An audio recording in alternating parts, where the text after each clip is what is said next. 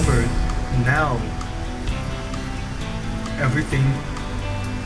Remember after about 30 to 40 supplies, all the build constructions is the build order and construction is really up to you and based on your own common sense. So you don't have to follow everything strictly after the population, but it is suggested. So if you see enemies going roaches, it's definitely a good idea to start building Marauders instead of Hellions. Now we do have one Thor on the way. Nuke is going to hit enemy production line, but this time he has seen it.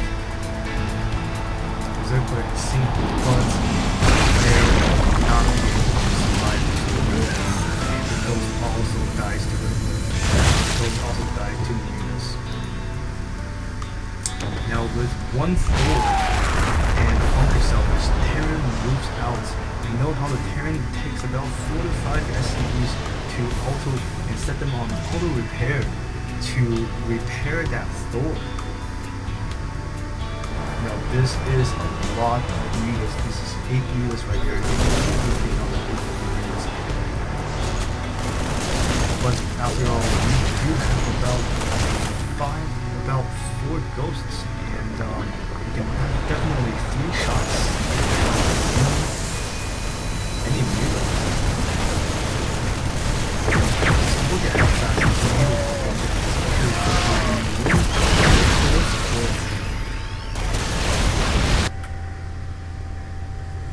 Alright, so now I'm going to be talking a little bit about the execution of this game, of this build. I know this build is not very typical. It looks very difficult, and it actually is very difficult, and it's the whole thing is based on your Hellion harass. So the whole point of harassing with your Hellions is to make the Zerg player think that you are going to use a mech army. You're going to transition into a full mech army with tanks. So what your Hellions do to when they're harassing the enemy is that they kill a lot of drones, so that forces the opponent to produce a lot of drones and to produce a lot of static defenses, such as spine crawlers, to defend against you, so you can slow them down. So the thought process of a Zerg players when they usually see Hellions is that Terran is usually going mech, or Terran could be transitioning into air. So they're either going to get Hydralisks or Spore Crawlers or Mutas with Roaches to counter the heavy Hellions and siege tanks.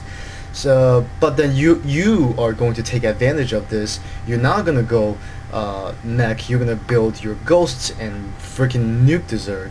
And this is like a shock strategy. You are trying to put the Zerg player in a state of shock and confusion.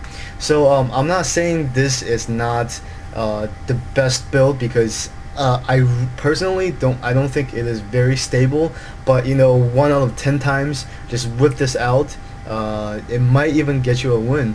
But this build is very micro intensive, and it requires a lot of micro, and it definitely need you to keep your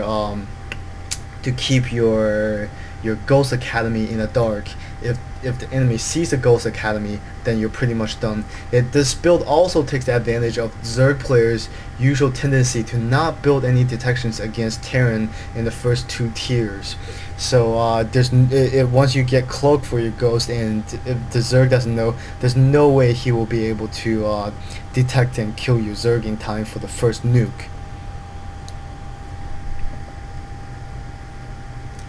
And a little bit about Snipe. Snipe can deal 45 damage directly to a Zerg unit, right?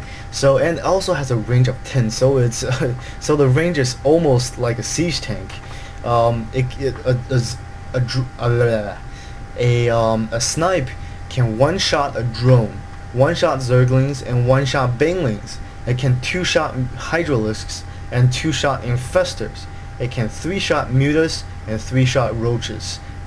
Ghosts are not very effective against Roaches. I do suggest you change to Marauders if you do see the opponent go roaches.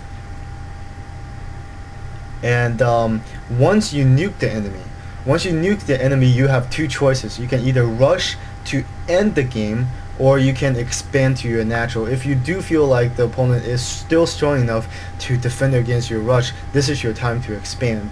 If you don't and you think you can take down the enemy, it's best to end the game right there for you. So any maps with backdoors or large ramps are not recommended for this strategy, as walling is crucial for this kind of build. So maps like Blistering Sands, Incineration Zone, Scrap Station, and Colas Ravine are not really suitable for this map.